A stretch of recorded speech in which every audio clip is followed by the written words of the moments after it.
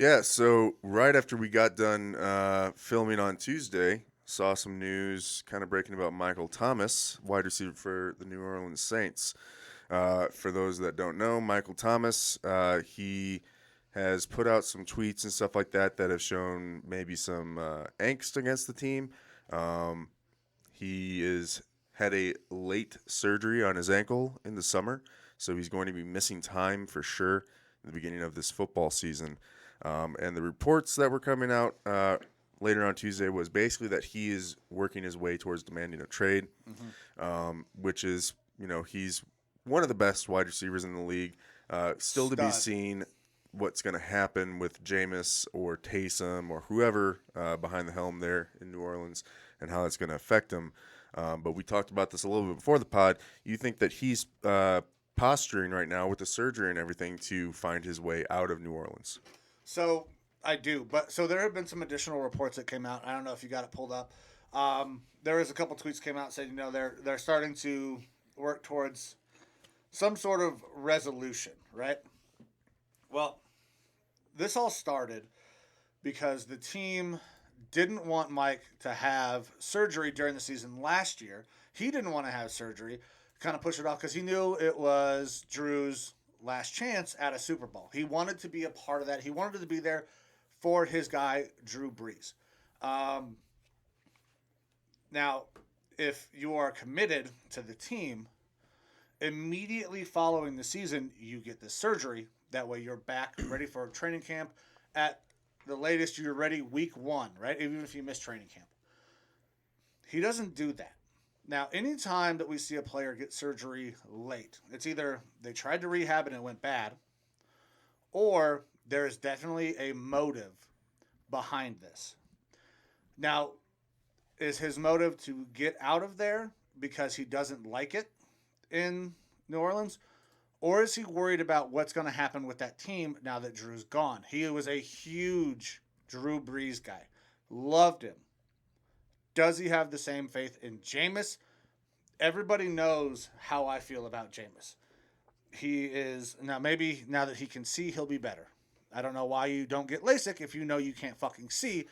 That speaks to the asinineness of Jameis Winston. That's one of the reasons that if he bothers me so much. If you know that's an issue, you're a fucking professional. You're supposed to be the CEO of an organization as the quarterback. You get that shit taken care of immediately. That's one of my issues with Jameis. I don't know that Mike Thomas trusts Jameis. I don't know that most people trust Jameis because Jameis is going to start. It's not Taysom. Yeah, there's one quarterback out of the two of those names, and it's Jameis Winston, so he's going to end up being the starter. Um, yeah, I don't know. So I think that it's probably Mike Thomas hedging his bets that they are not going to be the same team because Drew Brees is not there. Mm-hmm. He doesn't trust Jameis, like you were saying.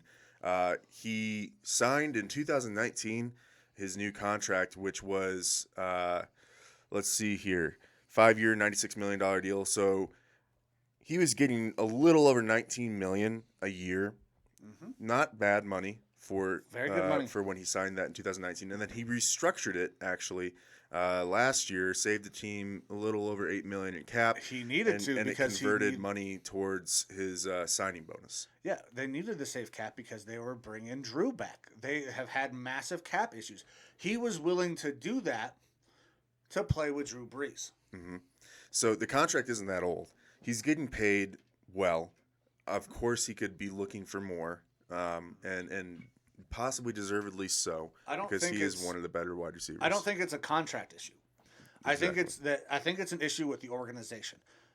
Him and Sean Payton don't necessarily get along from all the reports that I've read.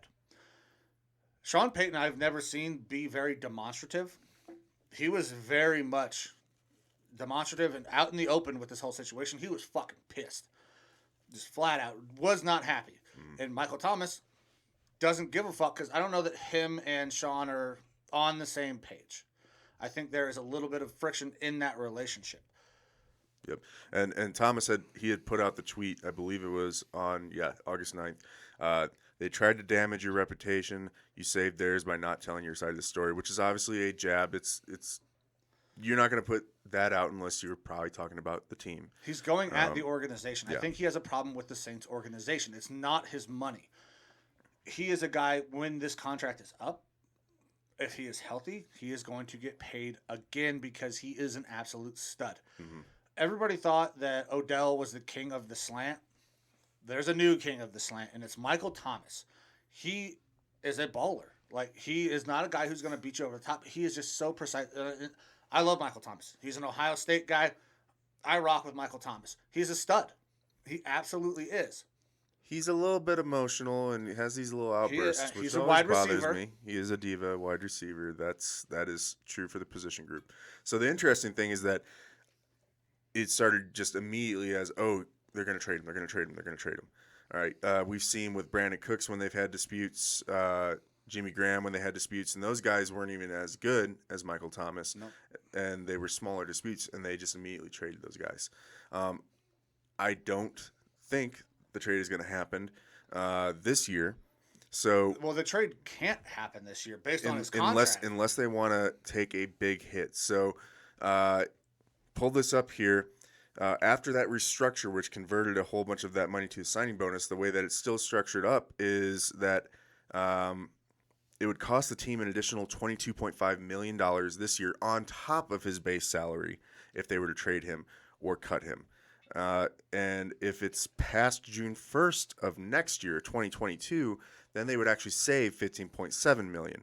So you can expect that Michael Thomas, he's not going to play for the beginning of this year. If the Saints have success with a young wide receiver group or finding some different shade to their offense without him out there, that they might say, okay, yeah, he's disgruntled. He didn't play for us for half this year. It's time for a rebuild of this offense, and we're going to get what we can for him, which he's easily worth a first-round pick in my mind. Yeah. They can get rid of him next offseason, so he could be one of the big moves next offseason, team trading for him. Yeah, so if he gets traded, he's going to be a post-June 1 Yeah, guy. it'll be designated post-June 1st. Yeah, so if with his salary this year and the $22 million, we're looking at almost or over $40 million. There's no fucking way. You cannot trade that contract. No. They are It's not like already. the NBA where you can like do money deals and stuff like that or whatever. Like it just, which I think it'd be interesting for. Now the we've NFL, talked but about that. The cap is bullshit. It's non-existent. You can fucking flex it, but there are certain things that you cannot work around.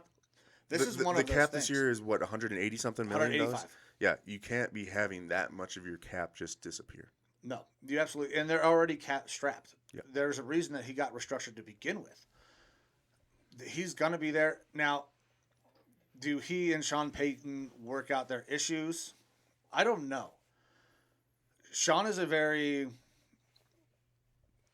by the book guy. He gets the best out of his players, but Sean does things Sean's way, and people are either on board or they're not on board, like you talked about with a Jimmy Graham, a Brandon Cooks, those kind of guys. They don't want to go necessarily in line. They get traded. The only reason Mike's not traded is because he can't be, because of the contract situation. Can that relationship be repaired? Maybe. There were those tweets saying, they're trying to work out something. But if I'm Michael Thomas, I'm in no rush. I don't trust the Saints. I don't trust Jameis. Alvin Kamara is a fantastic back, but this is a guy who you guys have all heard me talk about this before. He does it all. He catches, he runs, but he's never gone over 1,000 yards rushing. He's never gone over 1,000 yards receiving. Can Alvin Kamara be the entire offense? I don't know. No. Maybe. No, I don't think so. It's extremely rare that a running back is your offense. Adrian Peterson coming to mind for me, just being a Vikings fan. CMC. He was our whole offense. McCaffrey, he has been their whole offense. But if you look at the Panthers' offense, it wasn't anything special. No. You are extremely limited when your game revolves around a running back. It's just how it is. I kind of see this situation going just like, how the Packers currently have their drama going on. I think they could be in the same position down in the Bayou next year. Quarterback, gone. Already gone this year. Yeah. So they're going to basically have a quarterback vacancy probably next year as well. I mean, unless Jameis balls out. Right. But I don't put a whole, I'm not betting money on that. Right. I would bet money the opposite direction, that Jameis reverts to old Jameis throws another 20 picks. Michael Thomas very well could be looking to leave. And then Alvin Kamara, I don't see him wanting to stick around in that shit show either. So No, and they're going to be having their main offensive talent looking to exit the system. and I don't know what their draft capital looks like, but they're going to be good enough to not get a top quarterback. They are not. They might not make the playoffs though. They're going to be in that middle group, that 15 to 20 area. Do they have the draft capital to move up to go get a guy? Because Taysom is not a quarterback. Taysom has this wild fucking contract. 5 years, fuck tons of money. I don't even remember what the numbers are, but every year is voidable, which means it's not a contract. He's gone at any time. Jameis, I think, is 1 year on his deal, and then this is let's see what happens. And I'm not putting any money on Jameis to go out and ball out. Even in a Sean Payton offense, which is conducive to quarterbacks. This is a tough situation for the Saints. That is an organization that was much maligned for a very long time until Drew Brees got there. Had a ton of success. They win a Super Bowl. And to go from a Hall of Fame quarterback to Jameis. To go from a Hall of Fame quarterback to anybody next is very hard to do. There are very few organizations that continue to roll out guys. The only team that I can think of is the Packers that you hate, but they go from Brett Favre to Aaron Rodgers, right? Yep. Now, maybe Jordan Love's the next guy. I don't see it, Nope. But 100% no. Yeah, you don't roll from one Hall of Famer to another Hall of Famer. Quarterback is probably the hardest position to evaluate coming out because college is changing. This whole spread air raid offense, it doesn't always play. Like there's very few guys that go from that offense in college and translate into the NFL. Yeah, looking at the NFC South, I don't think the Falcons are getting in the playoffs. I don't think the Panthers are getting in the playoffs. The Bucks definitely are. Yeah. And the Saints are the next closest team. And like you said, I don't know that they're going to earn a wild card. I don't know. If they don't make the playoffs this year, I see a big rebuild happening down in the bye.